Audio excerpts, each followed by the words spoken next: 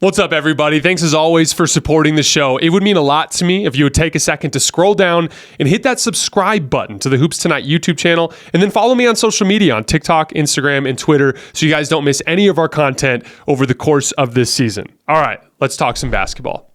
Moving on to the Bucks and the Magic. So it's interesting because down the stretch of this game is reasonably close, and the Bucks won the game down the stretch, executing on offense. And they were spamming a lot of Dame Giannis pick and roll, which was funny because that's not how they won the game. They won the game with a couple of different types of offensive possessions. There was a late clock situation where Dame took a step back three over Gary Harris and drew a foul. And got to that Dame is very, very good at drawing fouls, gets to the foul line, generates 3 points that way.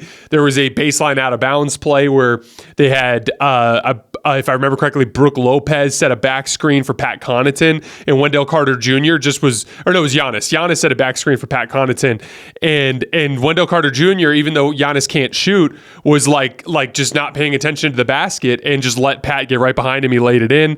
And then there was a cross screen action they ran for Giannis that I actually really liked to help him get a deep post catch on the left block, and he just went to like a little right-handed hook shot over the top.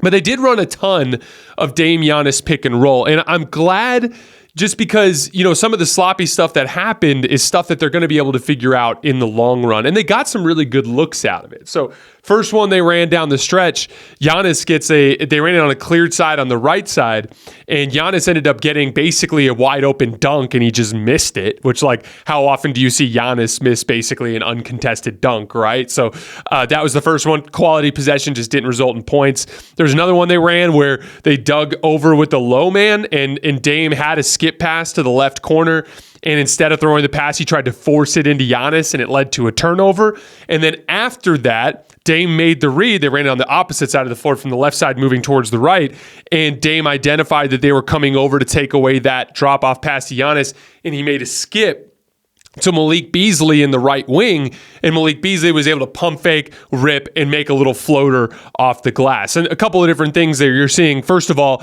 those second two that I just mentioned, they didn't clear the side. I think clearing the side opens up that pocket pass, makes it harder to help on the pocket pass. Think of it like this. If I'm setting up on the left wing and I've got shooter right corner, right wing, and right elbow extended, so that's where all the shooting is, and I have Giannis come and set the ball screen on my right-hand side while I have the left side of the floor cleared, as I come off to the right, if that pick and roll defender shows in any way and Giannis rolls to the open space on the left side of the floor, there's just so much room for him to go to work there. And the only way they can get there and help in time is if they zone up, meaning they bring that defender all the way to the strong side of the floor, which opens up a whole other list of issues for your defense, right? And I did think it was interesting that when they ran it with an occupied corner, it was easier for that guy to get involved with disrupting that pocket pass. And but even with that being the case, when they do run it in the middle of the floor and there is a shooter in both corners, that's where making that skip pass is an important read for Dame, because one,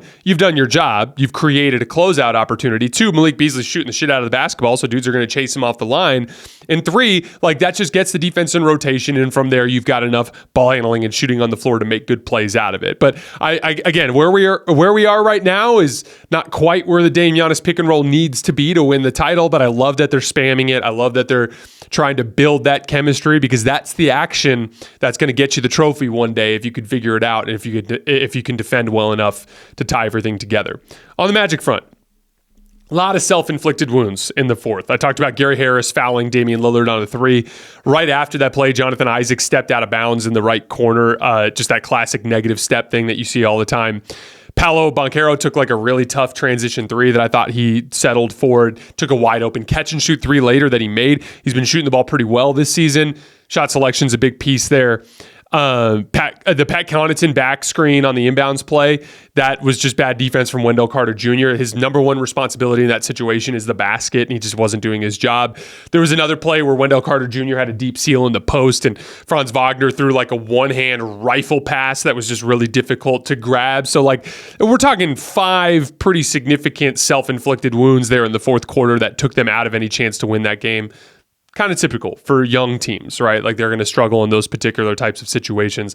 I do want to talk about Franz Wagner for a second, though, because he had 29, 6, and 6 in this game and really had a lot of success picking the Bucks apart in pick and roll. He just is so big that he can get downhill and actually finish around Brook Lopez. There was a play where Wendell Carter Jr. rolled hard into Lopez and occupied him, which allowed Franz to get to his little floater in the lane.